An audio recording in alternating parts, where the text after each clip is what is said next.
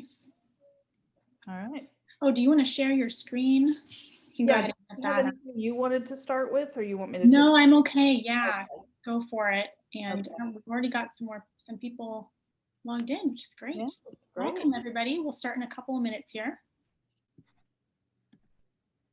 You should be a co-host, Dolores, so you should be able to. Yeah. Okay.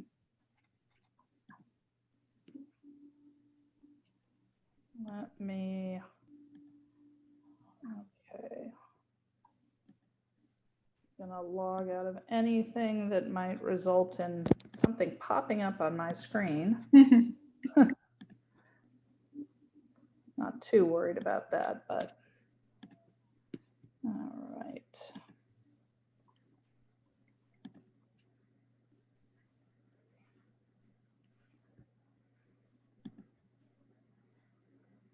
Welcome, everybody. Thanks so much for joining us. We're going to get started in a couple of minutes, so just sit tight. We're waiting for everybody to enter the room. That's perfect. Okay. Great.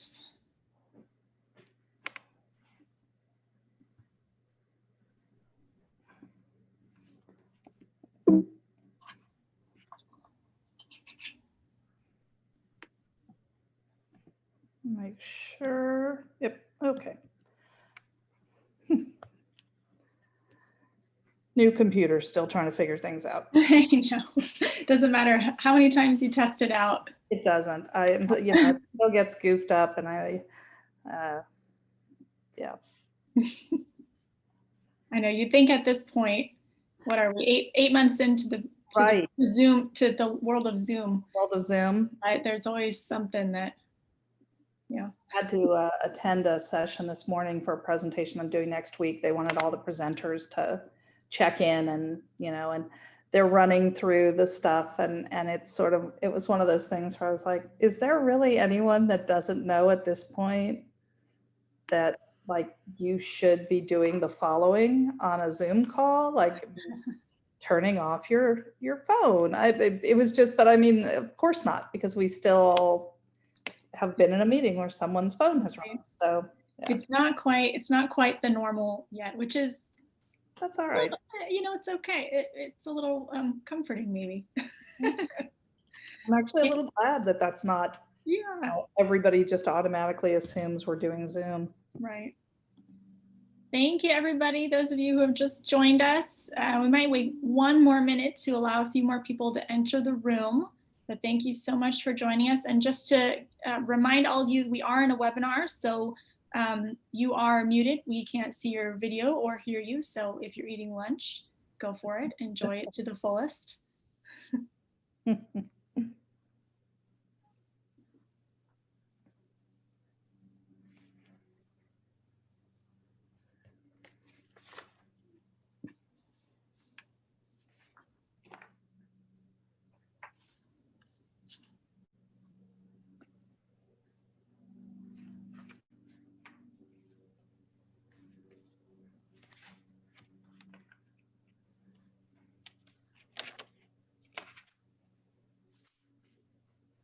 Right. Well, it looks like we have a good group here, so I think we'll go ahead and get started, and hopefully, we'll have some more people filter in as we go. But let's go ahead and get started here. So thank you so much to everybody who is tuning in today. My name is Amy Ellison, and I'm the exhibition curator at the Los Altos History Museum. We are so thrilled that you could join us this afternoon for a webinar on race and the suffrage movement with Professor Dolores Davison. And it is a very fitting week to be having this conversation after last week's historic moments when Americans elected Kamala Harris as the next vice president, the first woman, the first African American, and the first Asian American to be elected into this office. So whatever your politics, whoever you voted for, it was a historic moment in American history. And I'm sure, Professor Davison, you will be talking more about this a bit later. So we are just thrilled to have Professor Davison with us. We're so excited to be able to offer this virtual event in connection with our current exhibition, Rise Up, the Fight for Women's Suffrage, which celebrates the centennial of the 19th Amendment and honors the women of many different races and backgrounds who fought for women's rights who fought for voting rights, both before 1920 and after 1920. And if you haven't seen it yet, we hope that you'll be able to check the exhibit out. Our hours are Thursday to Sunday from 12 to 4. And on Thursdays, we're offering special accommodations for our high-risk visitors. So what you can do is go to our website and you can make a reservation for Thursdays if you would like to explore the exhibit on your own without any other visitors in the gallery at that time. So we hope that you will be able to come and see the exhibition. It runs through February 21st. So it is my great pleasure to introduce our speaker today. Dolores Davison is professor and chair of the departments of history and women's studies at Foothill College. And she just celebrated her 25th year there after receiving tenure in 2004. She received her BA from UC Davis in history with minors in political science and Russian, her master's in history from the University of Oregon, and she has ABD or all but dissertation from the University of Illinois in Chicago. Her research interests in Russian theological history specifically focused on women in the Old Ritualist or Old Believer movement of the 18th and 19th centuries, led her to travel throughout Russia and Eastern Europe. And she continues to research the roles of gender in the medieval and Renaissance European world, particularly in the city of Florence, as well as the modern suffrage movement. At Foothill, she has served a variety of roles, including as the Curriculum Committee Faculty Chair, Academic Senate President, and Foothill De Anza District Academic Senate President. She also serves as the President of the Academic Senate for the California Community Colleges. So without any further ado, Dolores, I will turn it over to you. And I just want to encourage everybody out there, all the attendees, please feel free to use the Q&A feature at the bottom of the screen. You can write in your questions throughout the lecture. Don't feel like you need to wait till the end. Write them in throughout, and at the end of the lecture, we'll have time to answer some of those, and we'll try to get to as many as we can. So please make use of that feature. So, Dolores, Thank you, Amy. So good afternoon, everyone, and welcome. I'm delighted to be here about 8 months after I was supposed to be, because the original intent for this was to be in March. Back then I was vice president of the statewide academic senate and still in person, and now I am president of the statewide academic senate and no longer in person. So a lot of changes, but I'm delighted to be able to do this before the end of the year. And it's really been an interesting journey to do some research into this topic beyond what I had already studied, and to look at some of the issues around race and gender and the women's suffrage movement, and some of the reasons that despite the fact that there were a significant number of women of color involved in the suffrage movement, that we hear very little about them, or at least we have in the past. I think that this particular picture of this march in 1916 in New York City is indicative of that, one of the most culturally diverse, racially, ethnically diverse cities in the entirety of the United States. And as you can see, at least from the photographic evidence, it's predominantly white women demanding the right to vote and the move for suffrage. I was asked by the Los Altos town crier to provide a quote about why this topic was so significant right now. And this was a little further into the discussions that we were having about what to do on this topic. When we first started dialoguing about this back, gosh, Amy, I think in January, it was just about suffrage as a whole and talking about perhaps the roles of women in particular areas, or the suffragists across the world, those sorts of things. But increasingly, as we've come to struggle with the questions of systemic racism here in the United States and in the Bay Area and in our educational systems and everything else, I think it's really important and imperative that we start talking about the roles and the sacrifices that these women played. And I will say that I regret the use of the word suffragettes in there, and I'll tell you in a minute why. So that quote was a couple of months ago. I'm always learning, always educating. So what I want to do with this talk is talk a little bit about the origins of the suffrage movement in the United States. I will reference some of the events going on in Europe at the same time, but talk specifically about the US suffrage movement and what was going on with that. And really in the first two waves of the suffrage movement, the first wave pre and immediately post the Civil War, and then the second wave in the 1890s up until the passage of the 19th Amendment in 1920, and look at the differences between those two waves and the role that race plays with the women that are engaged and involved in those discussions, because it's very different, and the reasons why it's very different will become fairly clear as we continue to dialogue about this. I mentioned the word suffragette because it has something of a difficult history, that word. The use of et is always a diminutive. It's used typically to reference something little or something small in Europe and in the United States.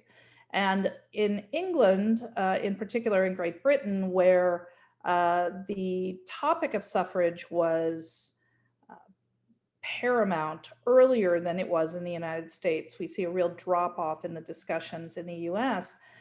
They continue throughout in Great Britain, really until World War I, and then they pick back up after World War I. But the word suffragette was used to diminish the women that were fighting for the right to vote for women in Great Britain. And the American suffragists, whether ironically or not, and depending on which historian you discuss this with, you'll get a different view, decided to pick up that term and use it somewhat ironically to argue for the right for women to vote and to call themselves very deliberately suffragettes. There has been a pretty significant revision of that, and just a few weeks ago, maybe a month, there was an interview in the New York Times with a group of female historians who were talking about suffrage movements and the suffrage history in the United States. And one of the first things they say is, we're tired of being called, that we're studying suffragettes, we want to be called suffragists. And I thought that was really interesting. Language has so much power, but that removal of the diminishing term, instead to talk about something that's a little more specific and a little more focused, I think is significant. So I'll go back and change that before I send it in to Amy to post. So when we start talking about suffrage in the United States, we really are talking about a movement that began in the 1830s and 1840s. And it was initially created or argued about by two women who had been part of the American Abolitionist Movement. The abolitionists were a very powerful, primarily Northern, but some Southern group of advocates who demanded the abolition of slavery. There were many of the names in that movement are probably familiar to any of you who have studied any kind of American history. Frederick Douglass, Harriet Beecher Stowe, the Grimke sisters, and so on. But two of these women, Elizabeth Cady Stanton and Lucretia Mott, were very heavily involved, and they traveled with a contingent from the United States to Great Britain for an international conference on abolition at the end of the 1830s. And when they arrived, they were not allowed to go into the main chamber onto the floor to be engaged in the discussion. Women were forbidden from being involved. And both Cady Stanton and Mott were infuriated by this. They returned to the United States, angered and ready to do something. And then, as often happened for women during this time, and really most every time, they were sidetracked by family obligations, by children, by a variety of other things. And they weren't able to really pull together a group to have these dialogues until 1848 in Seneca Falls in upstate New York. Some of you may know about Seneca Falls, you may have heard of it. I remember in the early 1990s, Newt Gingrich talking about how Seneca Falls couldn't be that important because he had never heard of it, and he himself had a PhD in US history. I think that just indicated how limited the study of US history can be depending on the university you attend. But the Seneca Falls movement really started the push for women's suffrage in the United States and for women's equal rights. It was grounded in the Enlightenment. It believed that women were individuals endowed with the natural rights that were also endowed with to men. It argued that women were equal, even if they were physically different. And that was not enough to justify them being ignored, and that they ought to have the same political rights as men. The right to vote was a very controversial topic at this time. Keep in mind, this is pre-Civil War. This is pre the post-war amendments that granted those who had formerly been enslaved the right to vote. And so you have a lot of dialogue about who should be able to vote, who should be engaged in these dialogues, who should be in these discussions. Katie Stanton was much more radical than many of her colleagues, and she demanded the right to vote for women. And her Declaration of the Rights of Women, or called the Declaration of Sentiments in historical works, many people signed off on all of the issues except the right to vote. They had a really hard time with the right to vote, and they struggled with whether or not that should be part of their platform. So this was kind of the beginning. There was a lot of energy. There were about 300 people at Seneca Falls, women and men. Frederick Douglass was there. One of the Grimke sisters was there. There were a significant number of abolitionists present. But that proved to be problematic for the movement for a couple of different reasons. So just to give you a sense of how not diverse this movement was in the 1840s to 1888, this is a portrait of the women at the International Women's Conference held in 1888. Center below the woman with the fantastic high hat with the graying hair is Elizabeth Cady Stanton. But you can see these are delegates from Ireland, from France, from Denmark, and from the United States. And again, going sheerly based on pictures, which we always, especially with black and white, it's a little tougher to tell, but they appear to be entirely white women, which we know they were. And so the movement doesn't get very far between 1848 and 1888 in the United States. And there are a number of reasons for this, why this movement didn't initially succeed. One was that a lot of the abolitionists felt that there was no reason to take up the cause of women's rights until abolition had succeeded, and until the slaves were emancipated, until those who had been enslaved were emancipated, until slavery ceased to exist in the United States and ideally worldwide.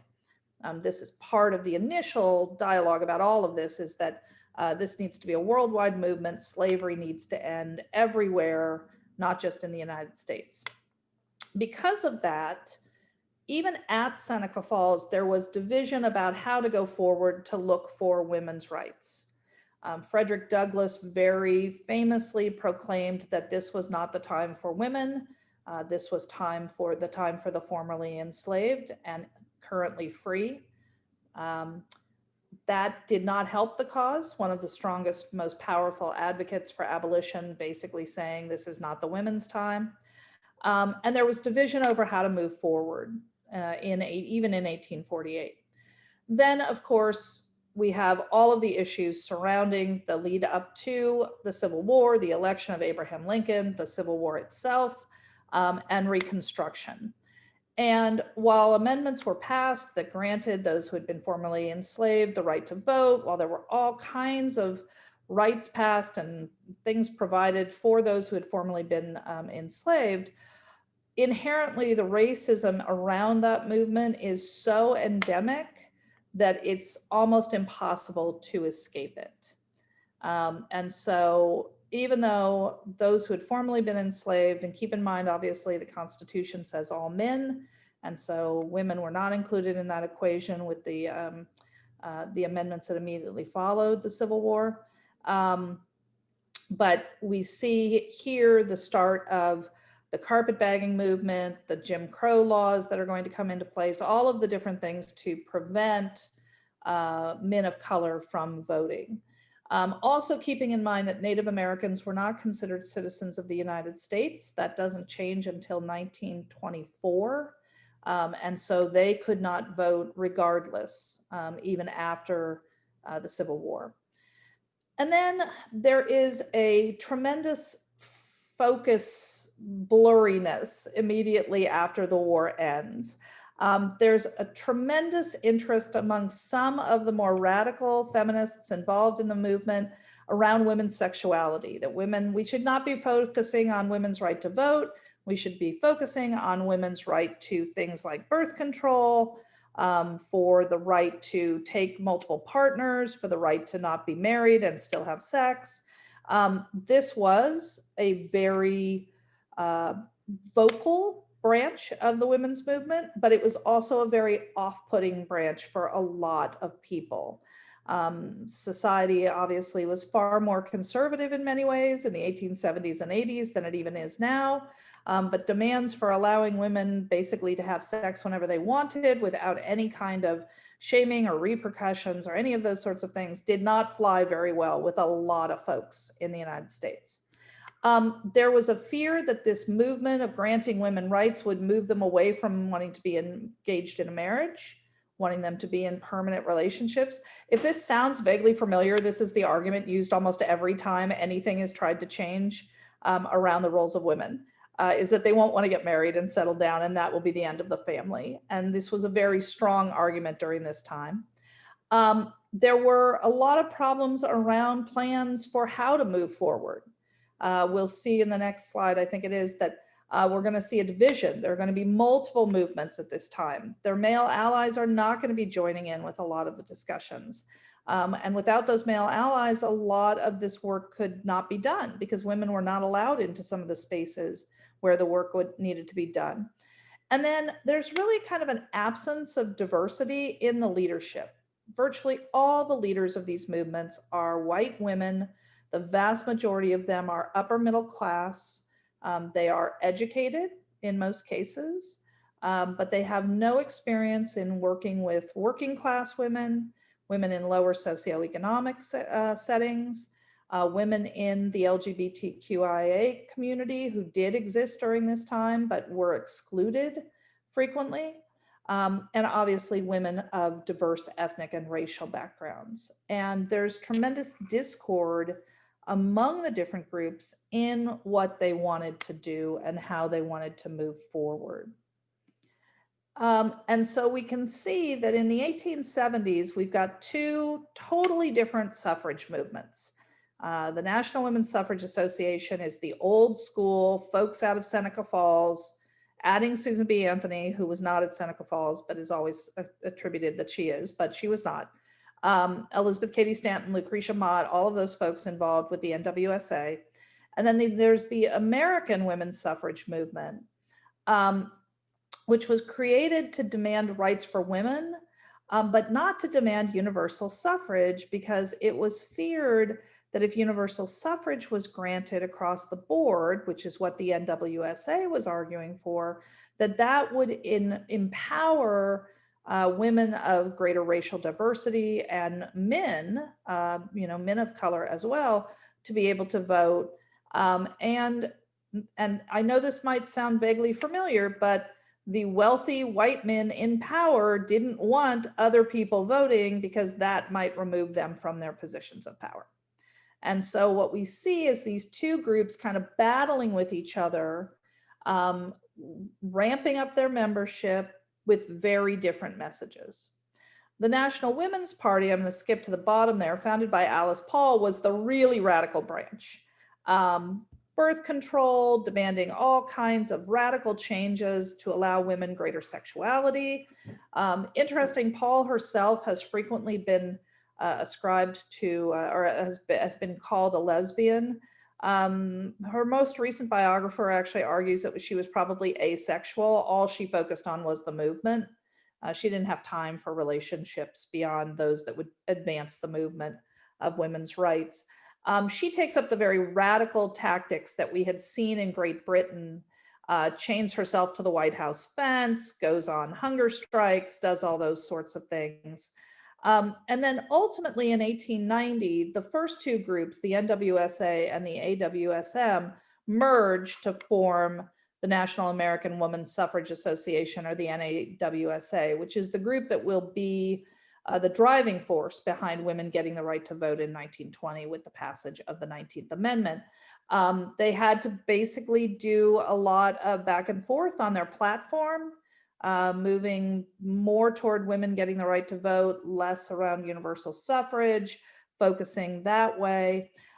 This is a group that, at least initially, had very few women of color involved and engaged in the conversations.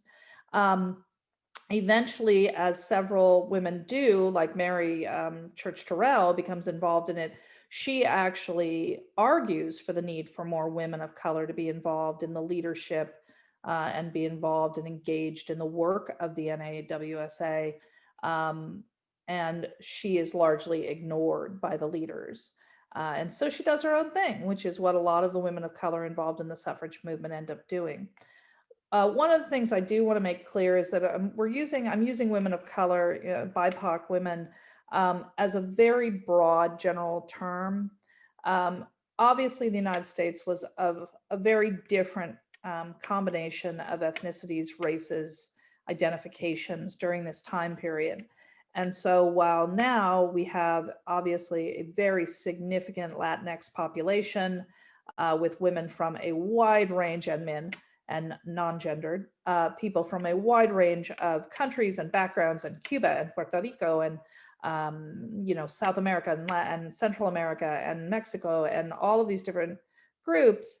During this time, most of the vocal advocates for women's rights were Mexican American and Puerto Rican American. You didn't have a lot of women from, for example, Guatemala or Honduras or other areas. And you didn't have a lot of Cuban women. They were fighting for their rights in Cuba rather than in the United States. So that term is sort of generalized. We see very different reactions from very different indigenous tribes. The Sioux, the Dakota, the Lakota, very much fighting for the women's right to vote. The Iroquois claiming that they already have that right because that has always been part of their tribal identity, is sovereignty over their own bodies for women. Same thing with Asian Americans, significant Chinese American populations, virtually no Korean American, Vietnamese American, at least during these early years. So we're using those terms sort of generally, or I'm using those terms sort of generally, but understand that the diversity that we've come to embrace, especially in California and especially in the Bay Area, wasn't quite as diverse back then as it would be years later. So if you look at these two groups, these are pictures of both of the groups, you can see that the one thing that they seem to have in common is that they are predominantly white. The picture on the left is Woodhull, Victoria Woodhull, one of the leaders of the NWSA, arguing about the right to vote in the legislature. On the left is a group of women in New York who had emigrated back to New York from the West, where they had had rights, and demanding that they be granted rights to vote and rights to pretty much everything, owning property, earning money in their own names, all of those sorts of things in the West. Or in the East, because they had moved back.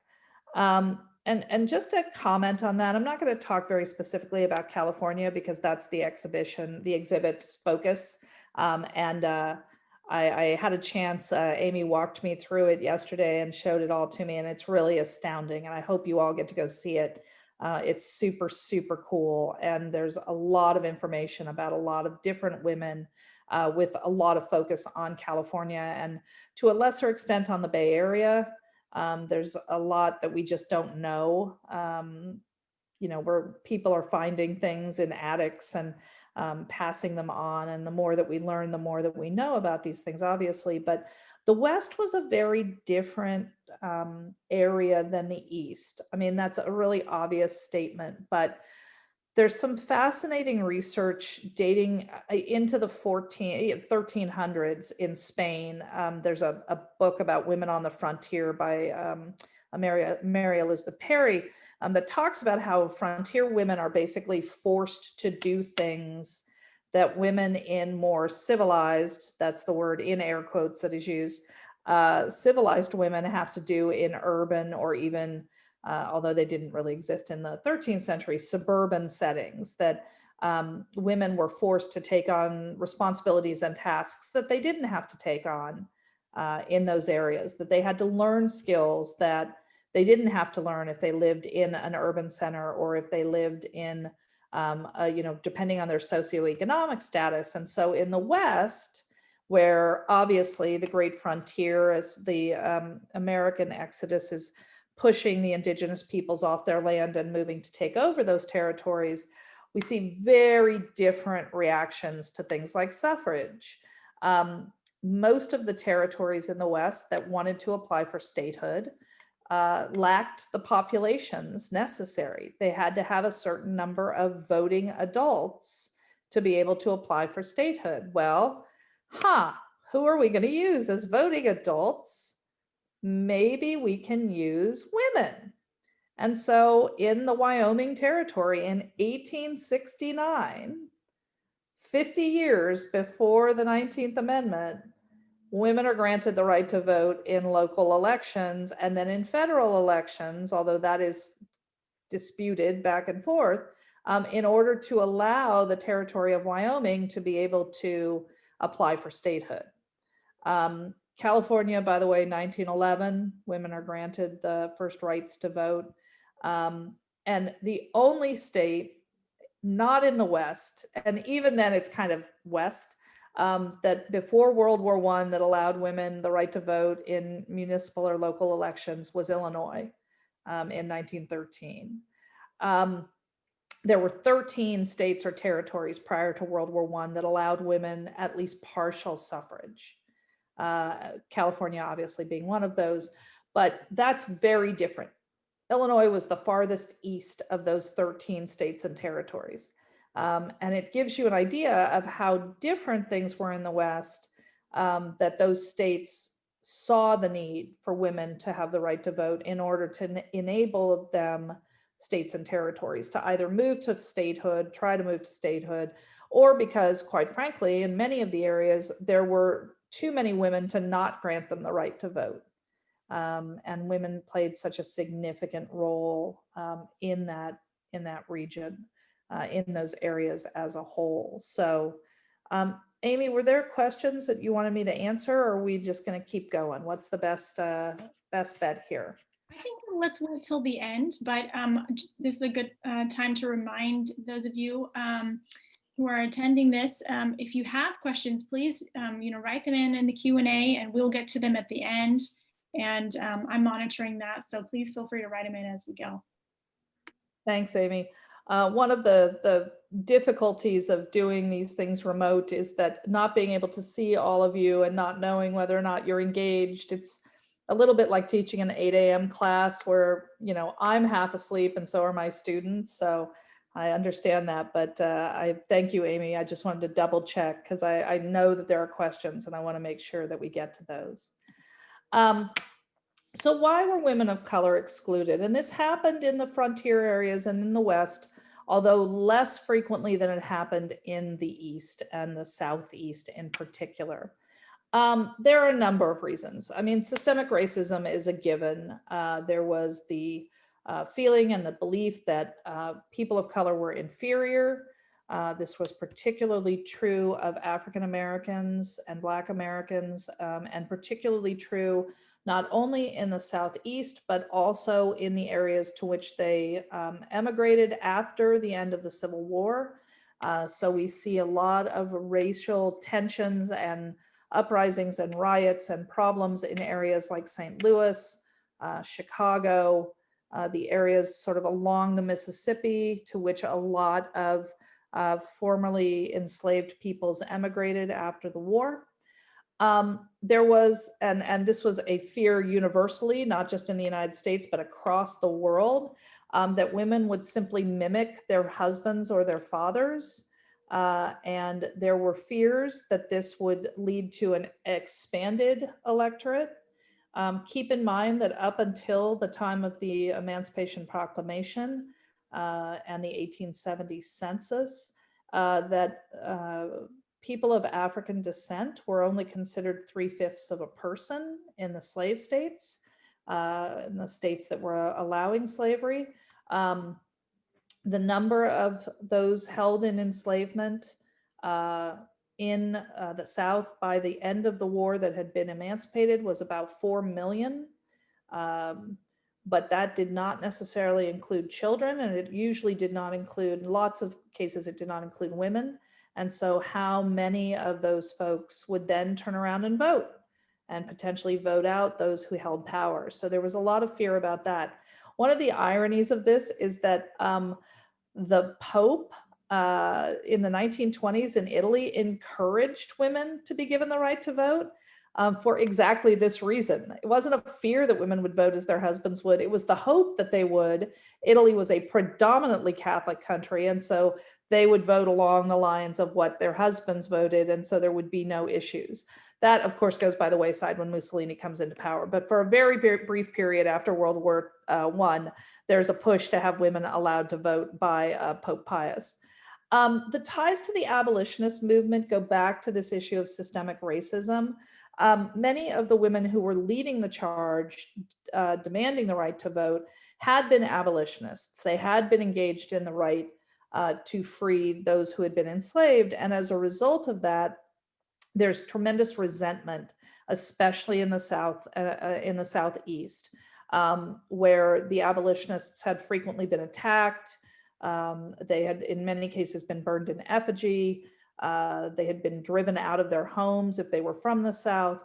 And so because much of the suffrage movement was tied to those abolitionist movements and those abolitionist organizations, there was a tremendous resentment, especially in the Southeast. And we'll see that continue all the way through, not even ending with the passage of the amendment in 1920, but beyond. One of the other issues was that we have other movements in the 1880s, 1890s, 1900s that are rising up around women. Demands for education for women, demands for reform around things like mental health and mental health care.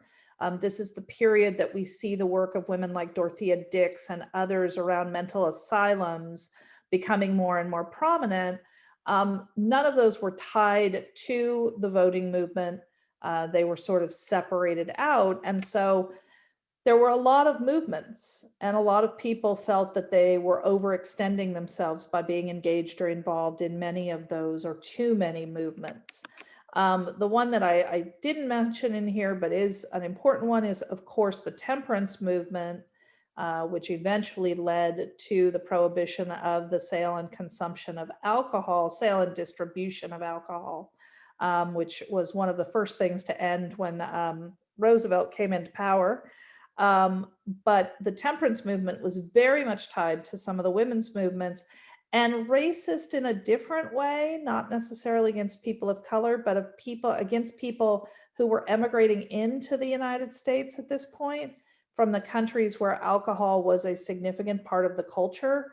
So Southern and Eastern Europe, Poles, Russians, many of the Slavic countries, Italy, where of course wine is a significant part of the experience of having meals, and then the Irish, who also were of course known for their drinking habits.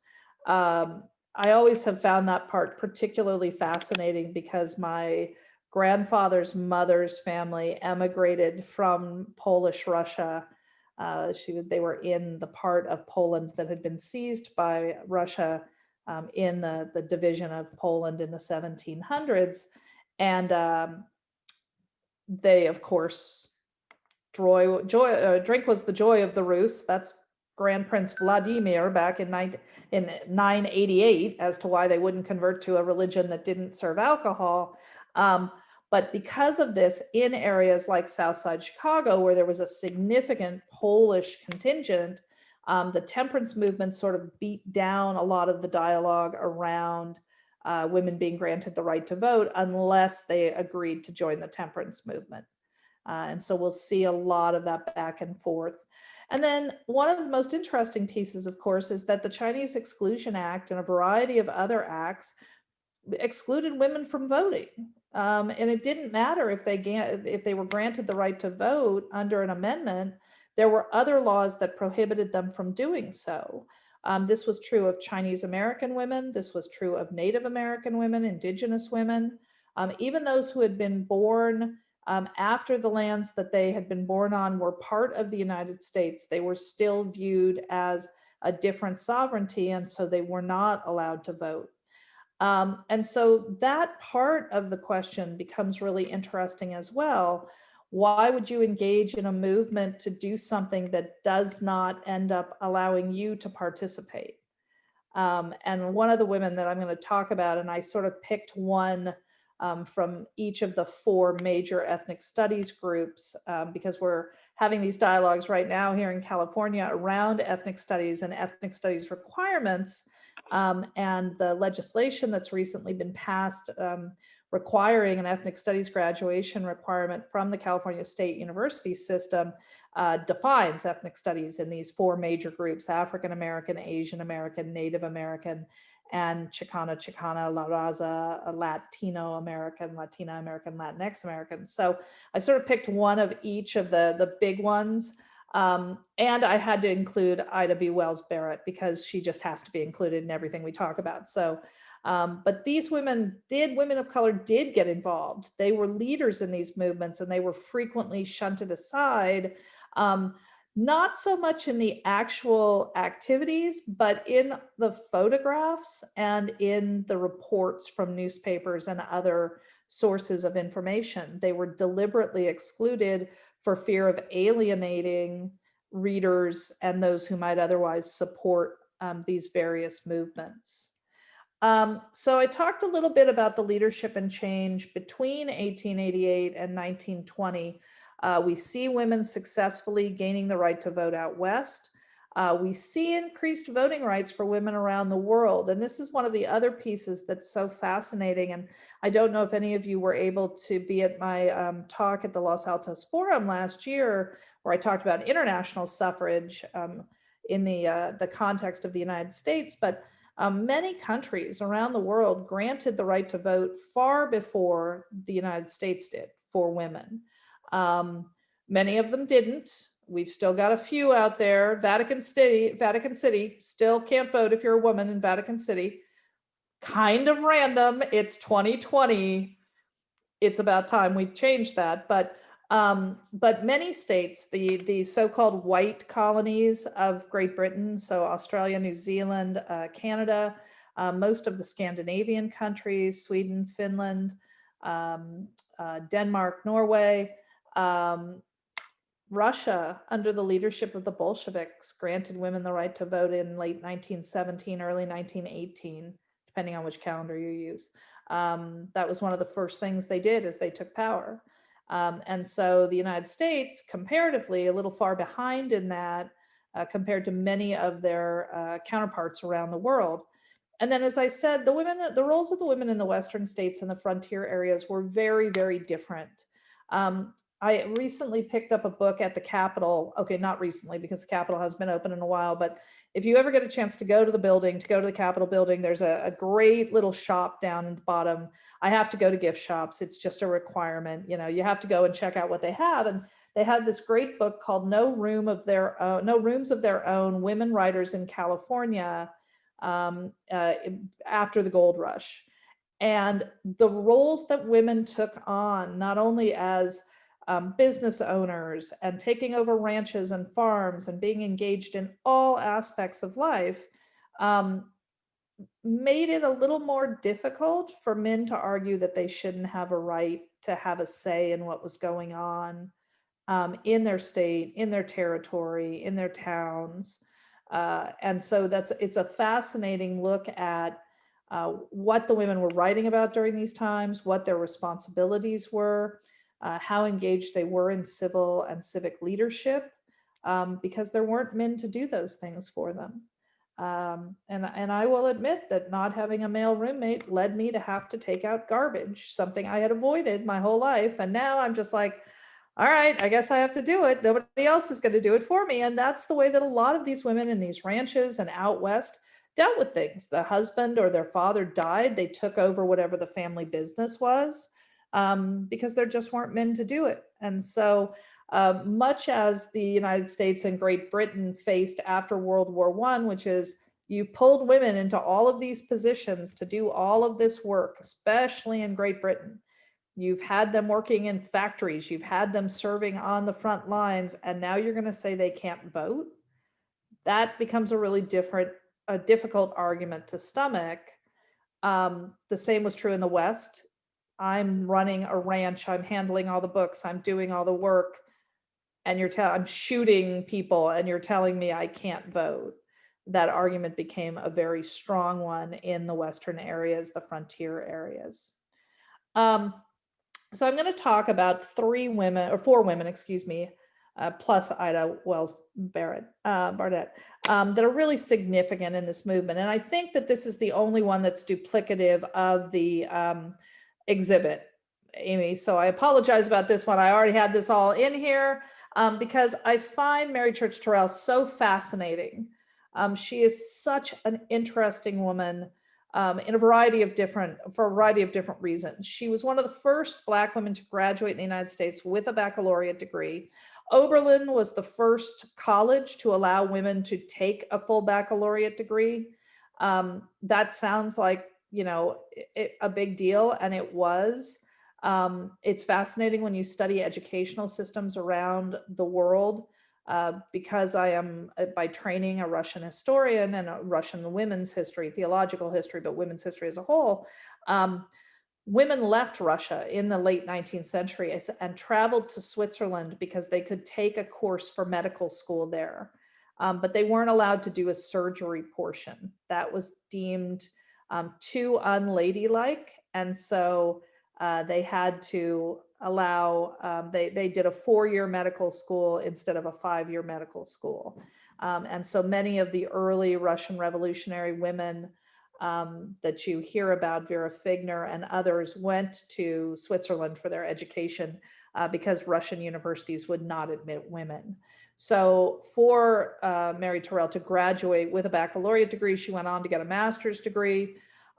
She spoke at least 4 languages fluently. In fact, when she was invited to an international conference over in Germany, she gave her speech that she had been asked to give in German, in French, and in English, which is mind-boggling to me. I've never gotten the fluency I'd like in my foreign languages, and to be able to stand up in front of an entire delegation and give a speech in 3 different languages is pretty astounding. She founded the National Association of Colored Women, which is one of the first groups in the South to really work toward organizing women of color, especially Black women, into a vocal group for women's rights and for the roles of women and the rights of women in the South.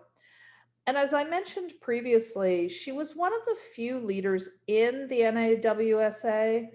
She was brought into that group, and she said in later interviews, which I thought was really interesting, she had attended Oberlin, which was predominantly white. She had learned to essentially interact with white society in a way that many of her contemporaries had not. She could argue with them, she could debate, she could engage in conversation. She was accustomed to being around and in an environment that was almost exclusively white. She was one of the few Black students. And so because of that, she felt comfortable enough in her role in the NAWSA to argue with Elizabeth Cady Stanton and others that they needed to incorporate the voices of more diverse women, that they were doing a disservice to the movement by not having diverse women included and not bringing them in. And so very much an advocate, very much a leader of the movement. Her obituary in the New York Times was one that is worth reading. They talk about how she, is really one of the pioneers of moving the women's movement forward, although it's still a little racist because there's a comment about despite her being Black. So take with the grain of salt that the Times and other news organizations often were not the level of empathy that we, or the understanding that we have now, very different times. Ida B. Wells, how do you not talk about her? She is absolutely one of the superstars of the movement, not only for the rights of women to vote, but the rights of women on everything. She is one of the first people to write extensively about lynching and lynching culture in the South. She tied lynching as an issue to the vote. That there would be punishments and there would be less lynching if more people were able to advocate for Black Americans and Black citizens.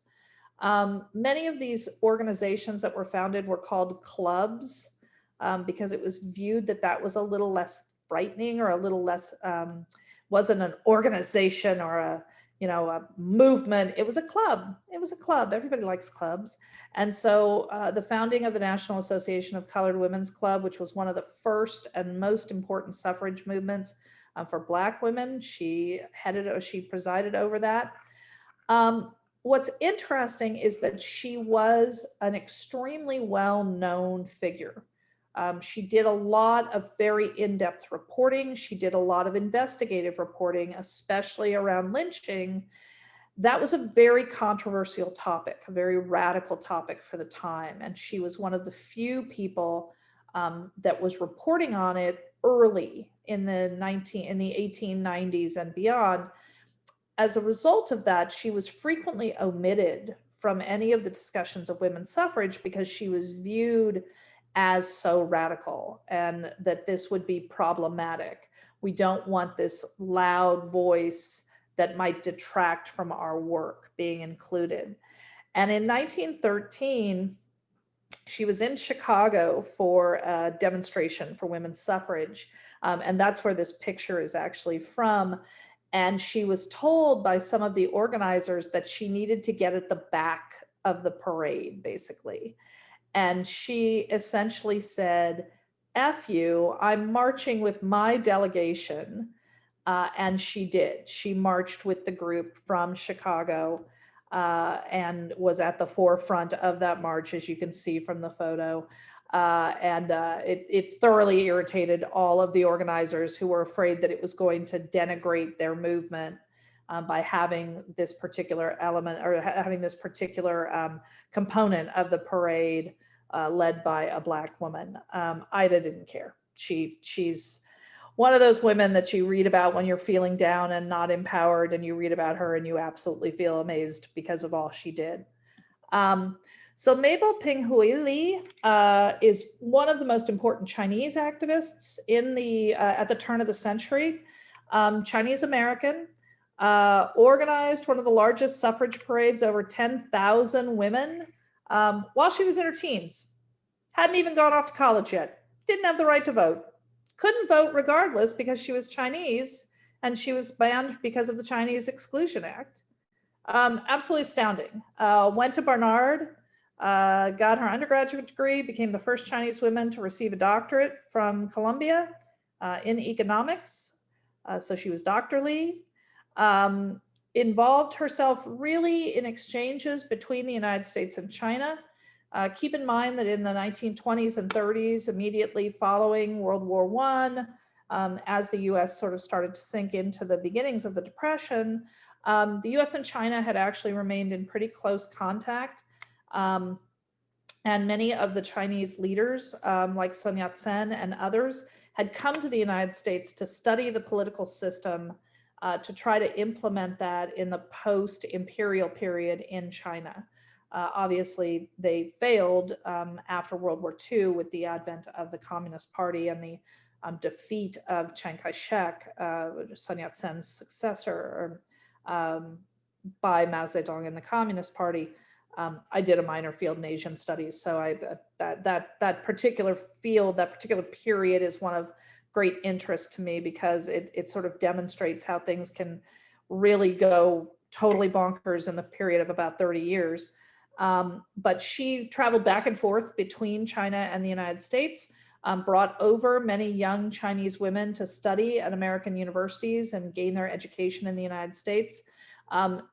Her father was a pastor in a Chinese evangelical church in New York. And when he passed away, she took over his church and continued to do a variety of different things within the community while continuing to advocate for just about everything, trying to get women not only the right to vote, but equal rights in society. Keeping in mind, obviously, that the Chinese Exclusion Act is not overturned for decades, and she fought to have that overturned, as well as the other laws that had been created around racial divide and limiting the rights of races within the United States. Oh, Jovita Yadar, one of my favorites. Again, just a badass all the way around. Broke off her engagement because she decided she didn't like him, which I know sounds again like not a big deal, but from a Mexican-American family in Texas, not something you did, basically said, I'm sorry, I'm not marrying you, I'm not interested. She wrote for her father's newspaper, became a major leader in the suffrage movement, having formed the League of Mexican Women, having been involved in discussions around suffrage. Texas was one of the few Western states that did not grant women the right to vote early on. Texas had enough people that they didn't need to do that. And women's rights were pretty limited. The Mexican-American community tried very hard to do that. When her father died just prior to the start of World War I in Europe, she took over the paper and used it to write editorials. She was actually threatened by the Texas Rangers at one point, and she basically pulled out a gun and told them to F themselves. She's really amazing. And she eventually became part of the Texas Democratic Party, which at that point was a relatively liberal group of like-minded advocates for expanding the right to vote to all peoples in Texas. And was one of the leaders on a particularly Mexican-American women's suffrage and fighting for that. And then Zitkalala Sa, she was a member of the Dakota tribe. This picture of her makes her look so much like an angsty teen. And it was taken when she was about 22. She was a poet. She wrote operas. She was an amazing example of someone who had basically taken advantage of the educational opportunities provided to her and then sort of turned them on their head. And she co-founded the National Council of American Indians, which was one of the largest groups working around issues not only of suffrage, but overturning things like the Snyder Act, which was or overturning the Native American Act, which was overturned by the Snyder Act in 1924, which granted native-born American indigenous peoples citizenship. They had to be born on American soil, and they were granted citizenship. In reality, and we know this from all of the different things that we've seen, even in this election, with questions about voting rights and voter suppression and the Jim Crow laws and all of these things, there were a significant number of impediments throughout for women to vote, even if they were legally allowed to. This was also true of men of color. But one of the things that she argued, and again, very interesting, she married a man who was part white and part indigenous. She took on an Americanized name, her husband's last name, which granted her entry into a lot of places that she probably would not have been able to enter otherwise. But she argued not only for the rights of the indigenous in Texas, but around, or in, in the Yanktown area, but also throughout not only the contiguous United States, but also in territories. She argued that the indigenous peoples of Puerto Rico should be granted rights, that the indigenous peoples in Alaska and Hawaii, who at this point were still not states, they were still territories, that they should have the right to vote. And so we see some movement prior to her death. In 1935, Puerto Rican women were granted the right to vote. And then, of course, we see the Voting Rights Acts in 1965, the big one that theoretically took care of many of the various Jim Crow laws and other laws that had prevented people of color from voting in the South in particular. And then in 1975, the extension of the Voting Rights Act, which allowed ballots to be printed in languages other than English, and allowed for voting rights for women for whom, or anyone for whom, English was not their primary language. And keeping in mind that all of these women spoke multiple languages. For most of them, English was not their first language. They had learned the language that they'd been taught by their parents first, and then learned English. And so it's a little hard to imagine living in somewhere as diverse and wonderful as California, to not have things printed in languages other than English. I don't remember a time when that wasn't the case, but significant changes to the various voting rights acts at that point. Some other women who were engaged in the fight. I know that Sojourner Truth has a big prominent place in the exhibit. Saw that yesterday. Frances Ellen Watkins Harper and Juno Frankie Pierce, significant organizers within the African American community. Josephine St. Pierre Ruffin and Elizabeth Piper Ensley. Suzette La Flèche Tibbles was a Native American advocate.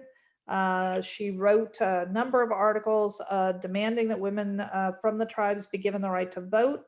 Fascinating, again, very deliberately using or not deliberately, but using in this case, Francophide name. She was from one of the tribes that the French had been very involved in, and so their names tended to be more French. Angelina Weld Grimke was not only a poet and an advocate, but also an public lesbian, which in this time was not common. And in fact, in the conversation with the various historians in the New York Times a couple of weeks ago, one of the things that they talked about was that many of the women in the movement were in fact lesbians or bisexual and could not talk about that publicly because of the time period, obviously.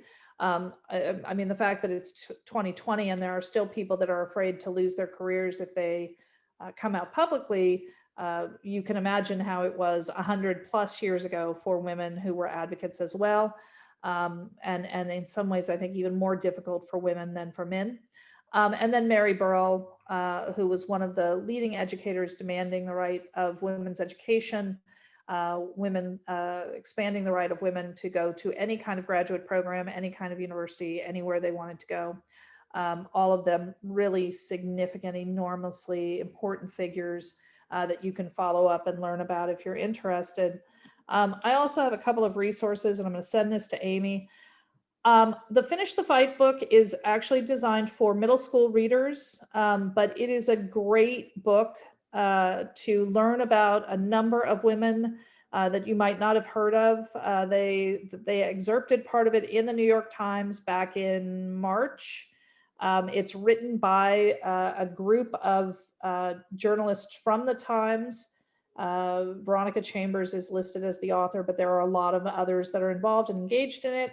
Really great book, especially if you have daughters or sons or non-binary children that are interested in reading about this. Why They Marched, The Untold Stories of Women Who Fought for the Right to Vote is also really good. A little, Harvard University Press tends to be a little like, we're going to put really long words in here about stories that don't require really long words, but it's a great book. And I just 2 days ago finished reading Elaine Weiss's The Women's Hour. It is like reading a novel. If you have not read this book, it is just amazing. It is so fascinating. She tells it, she's a great storyteller, which, great historians tend to be great storytellers. And she starts it off with the women converging on Tennessee in 1920, converging on Nashville because they are trying to get the last of the states to ratify the 19th Amendment, and they had 35, they needed 36. and it was coming down to a vote in Tennessee. And so the leaders of the suffrage movements, along with an anti-suffragette, are all converging on Nashville to make their arguments. And that's how the book starts. And it's just phenomenal from there to learn about all of the various processes and procedures and things that have held it up and things that, you know, went wrong and didn't go wrong and all those things, to finally have it ratified in August of 1920.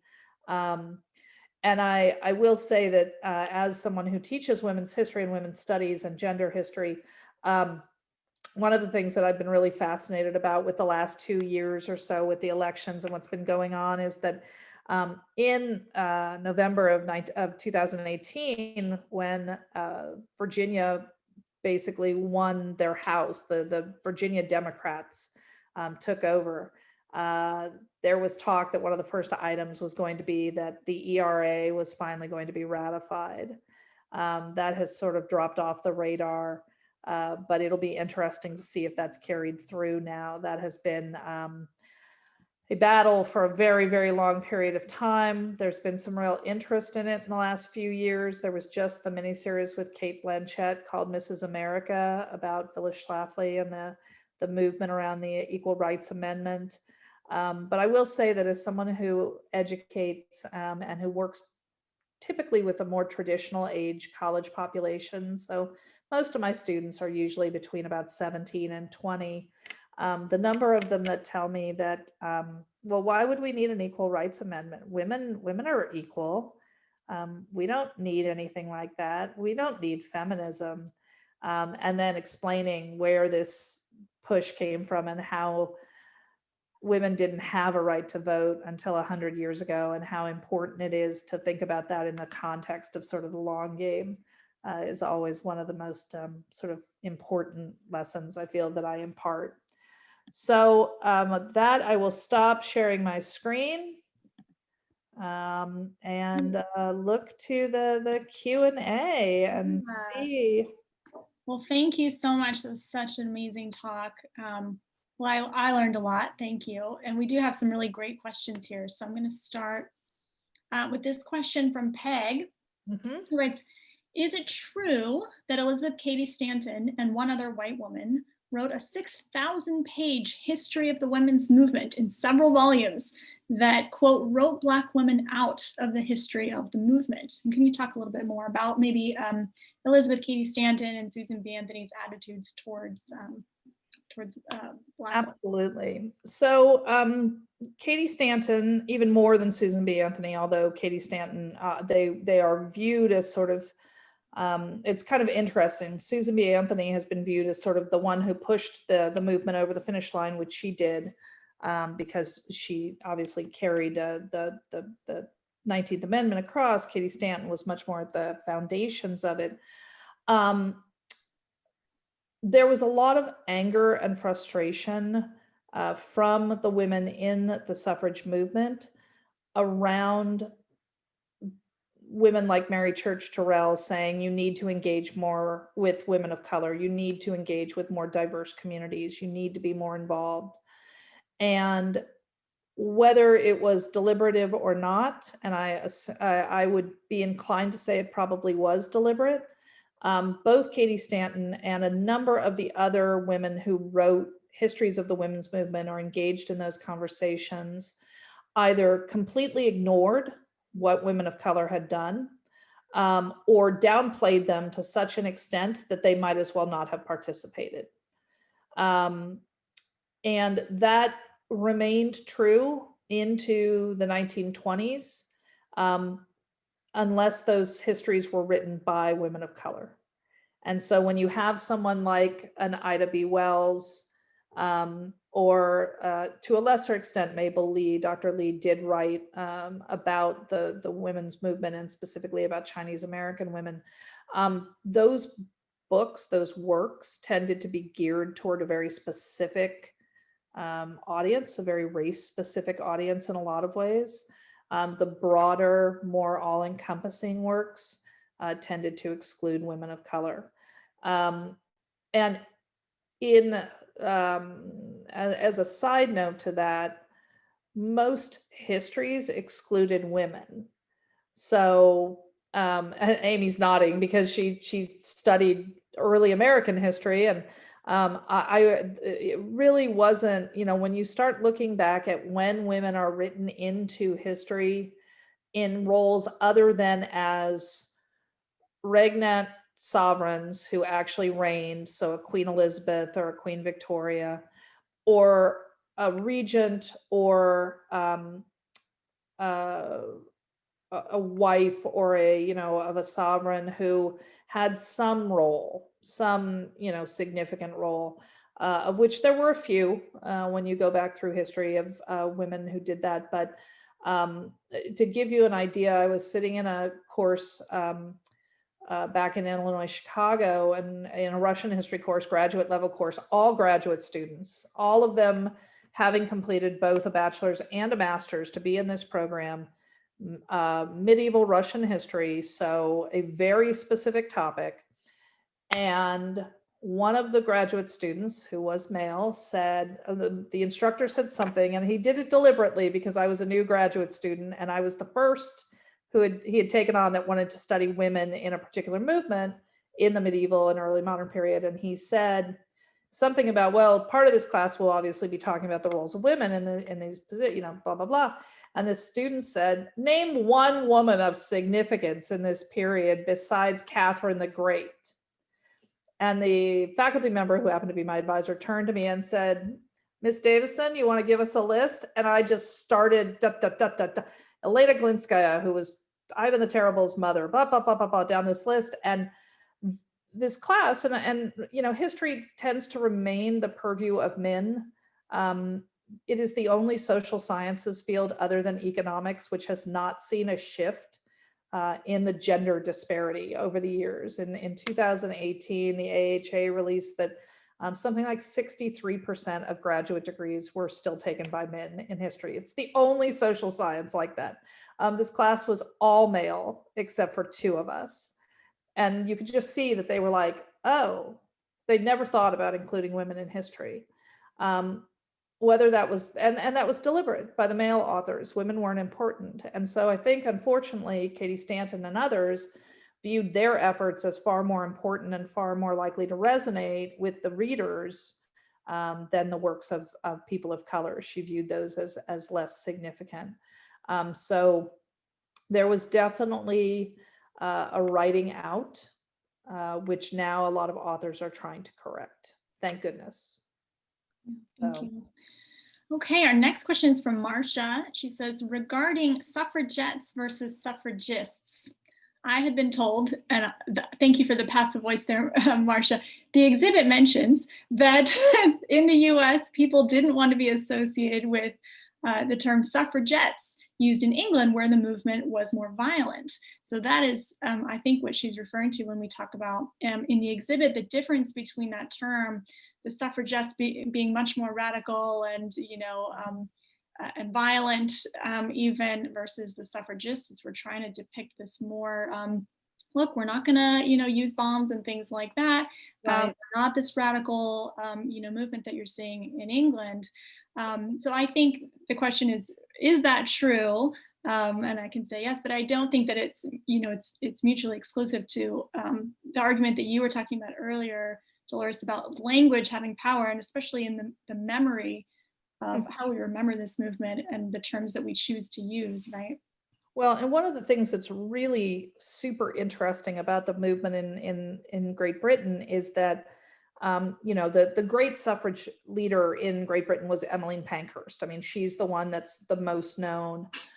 There were others, Emily Davison, a number of others that were also very involved. And then Pankhurst's own children, her daughters, sort of take up the mantle of that. And they were the ones that, very much like the American women's suffrage movement, took on the more radical tactics, the chaining themselves to Buckingham Palace, the going on hunger strikes, all of these sorts of things. One of the things that's really fascinating about that movement is that when World War I began in Europe in 1914, Pankhurst's brother was one of the commanders of the British forces in World War I. And as soon as the war starts, she calls off all suffrage activity. She basically says we need to focus on the war effort. We don't need to be doing this. We can't. We need to focus on the war. And it led to her daughters breaking with her. One of them had already broken with her about her mother's treatment of her, but she had 4 daughters. 2 of them eventually break entirely with their mother. One actually moves to Australia to get away from her. So there's fissures all over the place in the movement the movement really doesn't get restored until after World War II or World War I, excuse me, ends. In the United States, until 1917, when the US enters the war, the movement continues. There really isn't, and especially in the anti-Wilson rhetoric, because Wilson, up until 1916, 1917, was vehemently opposed to granting women the right to suffrage. And so there is some sense of not wanting to be, you see the radical actions of the women in Great Britain, and of course you don't want to be associated with that. Emily Davison threw herself in front of the king's horse at the King's Derby and was trampled to death, holding up a sign that said votes for women. I mean, so that's a very sort of radical viewpoint or action. And so a number of the women in these different groups, and especially in with Katie Stanton and Mott and those, did not want to have anything to do with the rights movement in the UK. They just, or in Great Britain, they were like, nope, nope, nope, nope. So the term suffragette is used sort of ironically and also sort of negatively. Yeah, and it's interesting too. I mean, I grew up, I think that probably a lot of us grew up with the term, using the term suffragette to describe this movement, and not really thinking about, the implications of language. So I liked your correction there to your to your Town Crier article. Okay, our next question is from Aha, and she says, since Native Americans did not have the right to vote for so long, and she says, I think Arizona did not allow Native Americans to vote until 1945. Since they didn't have the right to vote for so long, was the general feeling of those in power, was it sort of either yes or no in regards to that issue, or were only Native American men allowed initially in some states, or did they allow Native American women to vote as well? So, and Marcia, Mary graduated from Oberlin in 1884. Got that one. So we worked that. Thank you. Sorry, I skipped that one. No, I saw that one and I was like, I know what year she graduated because I was just reading about her the other day. So I know that one. So the Snyder Act in 1924 granted the right to vote for Native Americans born on American soil. Bunch of different ways that could be interpreted. Many of the lands that the indigenous peoples were given after the Indian Removal Acts and all of those other horrible things that happened in the 19th century, they considered them, they declared themselves sovereign, that they were, the Cherokee Nation, for example, declares that its land is sovereign and that they are not part of the United States. And so people, officials in areas like Oklahoma argue that they didn't have voting rights because their land was sovereign. They wouldn't let them have sovereign land otherwise. They had no, oh, your claims to sovereignty, that's fine, whatever. Until it came to something like voting rights, and then they could argue, oh no, you guys are sovereign, you're not part of the United States, you don't get a right, you don't get any rights to do this.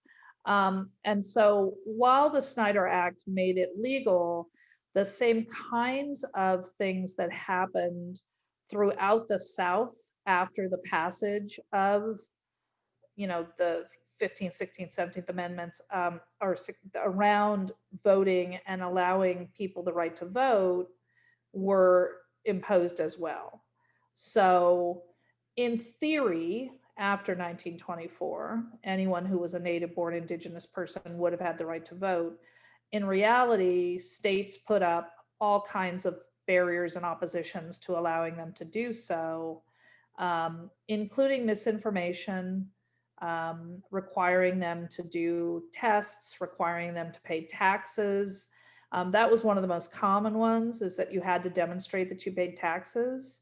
And because on many of the indigenous lands, or the lands that had been granted, they didn't pay taxes, they didn't have to vote. They couldn't vote because they didn't show that they paid taxes. We saw that in 2018, where because they didn't have official postal code addresses, they couldn't get absentee ballots. So there's a lot of that action to preclude the different groups from voting. That's pretty consistent. Okay, thank you. Okay, so we have another question from Jamie. She says, the last webinar speaker, who was Dr. Margot Horn, was talking about suffrage in Santa Clara County, had talked about that much of suffrage work was done by women in community or social clubs made up of primarily upper class women. With this elitist space, it's certainly understandable that Note and Press ignored minorities. Can you please comment on this? Absolutely. It's easy to ignore populations that are not powerful.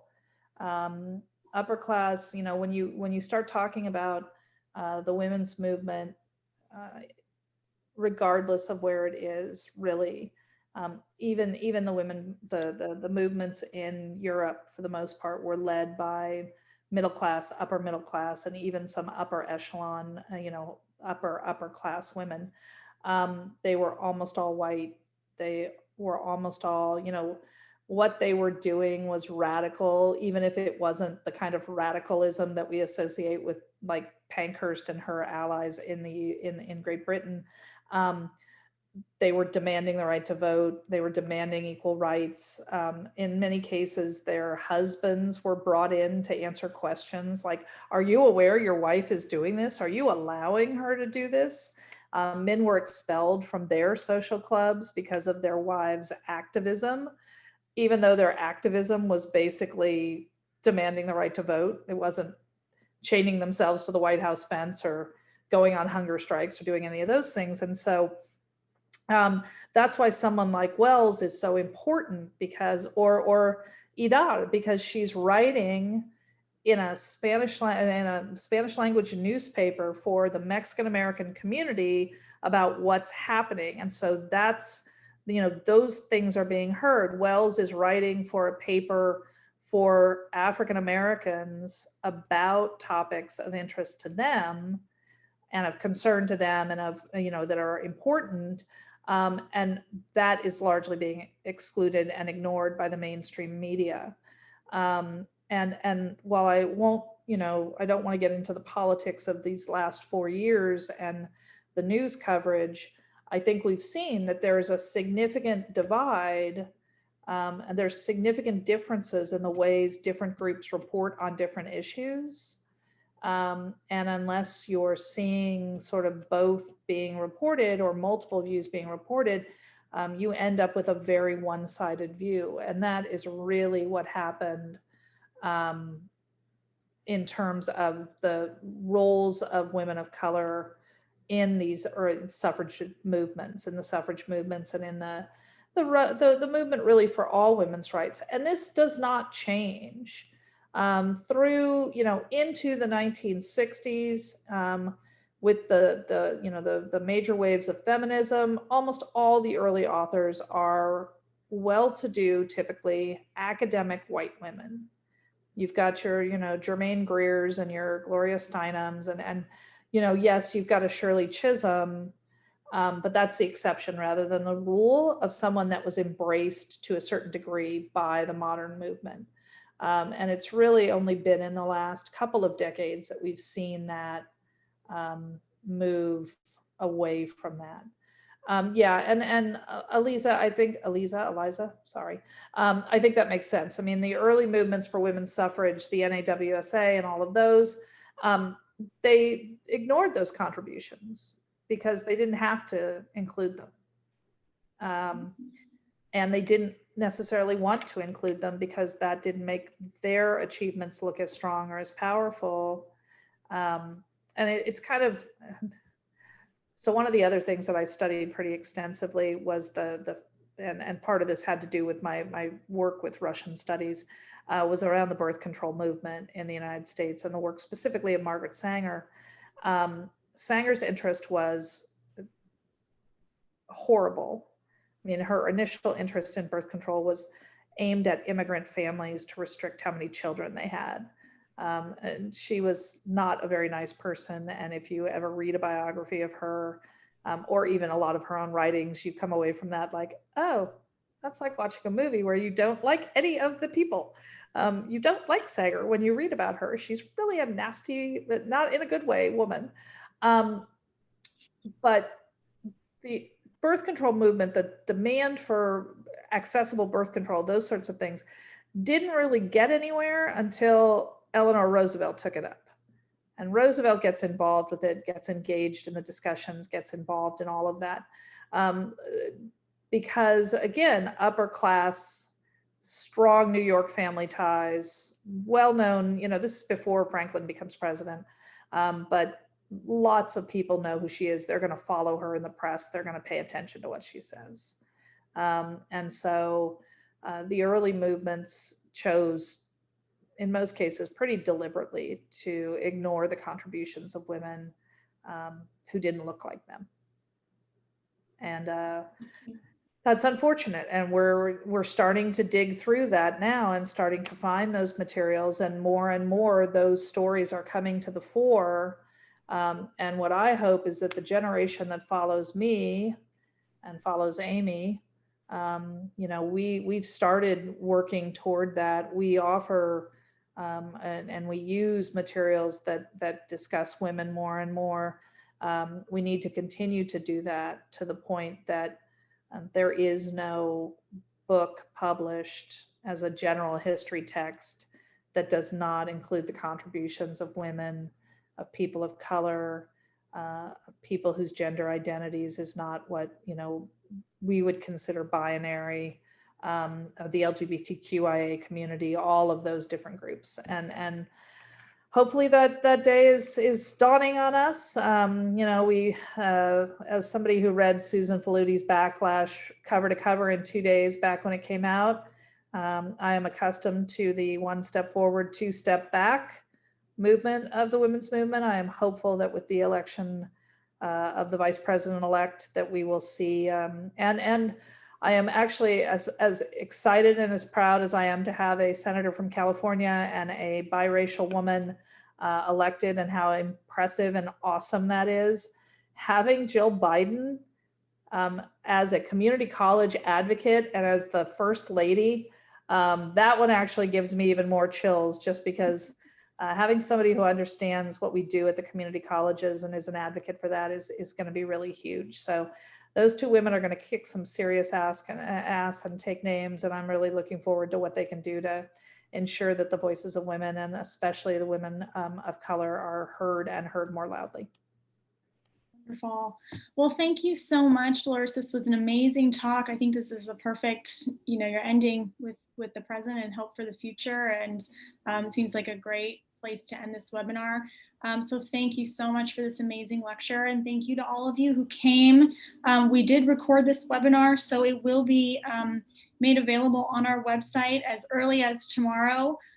So if you missed part of it, if you had friends that didn't get to register, didn't get to see it live, please point them to our website, and it'll be available there soon.